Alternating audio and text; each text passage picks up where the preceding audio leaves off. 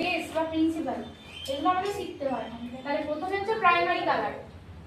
Primary colour মানে যে রঙগুলো প্রকৃতির মধ্যে নিজের থেকেই সৃষ্টি হয়, মানে যে রঙগুলো সৃষ্টি করতে গেলে অন্য কোনো রঙের সাহায্য লাগে না। যেমন ব্লু, রেড, ইয়েলো, এই তিনটে কালার শুনছিস তো? এই তিনটে কালার হচ্ছে প্রাইমারি কালার। আমার বাক্সে ইয়েলো কালার শেষ হয়ে গেছে, আমি কি কোনো রং মিশিয়ে ইয়েলো বানাতে পারবো? পারবো না, কারণ ওটা নিজেই স্বাধীন কালার, ও প্রাইমারি কালার। তোমার রেড শেষ হয়ে গেছে, তুমি কোনো কিছু মিশিয়ে রেড বানাতে পারবে না। কিন্তু তোমার প্যালেটে দেখা গেল ভায়োলেট নেই, তুমি বানাতে পারো তো? তখন তুমি ব্লু আর রেড কে মিশালেই ভায়োলেট এসে যাচ্ছে। তোমার গ্রিন শেষ হয়ে গেছে, তুমি বানাতে পারবে, তোমার ব্লু আর ইয়েলো থাকলে গ্রিন বানাতে পারবে। তোমার অরেঞ্জ কালার নেই, তখন তুমি রেডের সাথে একটু ইয়েলো দিয়ে দিলেই অরেঞ্জ এসে যাচ্ছে। তার মানে যখন দুটো প্রাইমারি কালার মিশিয়ে আমরা কোনো কিছু রং পাচ্ছি তাকে বলা হয় সেকেন্ডারি কালার।